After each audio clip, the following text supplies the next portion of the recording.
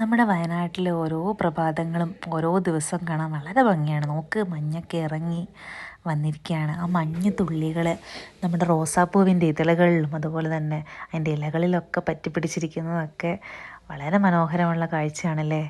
നോക്കിക്ക്, ഏറ്റവും തണുപ്പുണ്ട്, ചെറിയ തണുപ്പൊക്കെ ഉണ്ടെങ്കിൽ നമുക്ക് ആ മഞ്ഞൊക്കെ ഇറങ്ങി വരുന്ന ആ ഒരു നമ്മുടെ കണ്ണിന് നൽകുന്നൊരു കുളിർമ അത് വേറെ തന്നെയാണ്.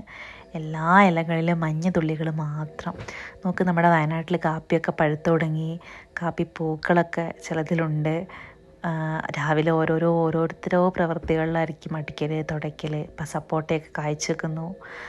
അതുപോലെ തന്നെ രാവിലെ തന്നെ അച്ഛൻ ടി വി കാണുകയാണ്, ന്യൂസാണ്. അതൊക്കെ നമ്മുടെ എല്ലാ വീടുകളിലും നമ്മൾ കാണുന്ന കാഴ്ചകളാണല്ലേ. അമ്മ ദോശ ഉണ്ടാക്കുന്നു. അതുപോലെ തന്നെ നമ്മുടെ അടുപ്പിൽ ചോറ് വേവുന്നതും ഒക്കെ. അതുപോലെ തന്നെ മീനുകളൊക്കെ ഉണർന്നു. അവരിതാ തീറ്റയൊക്കെ തിന്നുകയാണ്. ഇട്ട് കൊടുത്തതൊക്കെ.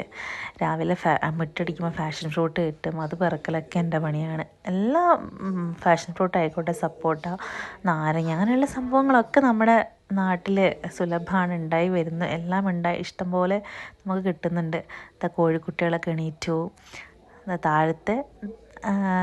താഴെയിരുന്ന് കിടക്കുന്നത് നമ്മുടെ കുഞ്ഞു കുട്ടികളും അതുപോലെ തന്നെ മേലെ തള്ളക്കോഴികളുമാണ്. പറമ്പിലേക്കൊക്കെ പോവുകയാണെങ്കിലും ഇപ്പം കുറച്ച് മഞ്ഞ് കുറഞ്ഞു തുടങ്ങിയെന്ന് തോന്നുന്നു.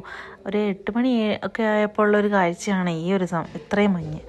അല്ലെങ്കിൽ രാവിലെയൊക്കെ ആണെങ്കിൽ ചിലപ്പോൾ കണ്ട് മുട്ടിയാൽ അടുത്ത് വന്നാലേ കൂട്ടിമുട്ടി അറിയാം. ആദ്യമൊക്കെ നടക്കാൻ പോകുമ്പോൾ ഒക്കെ അങ്ങനെയായിരുന്നു.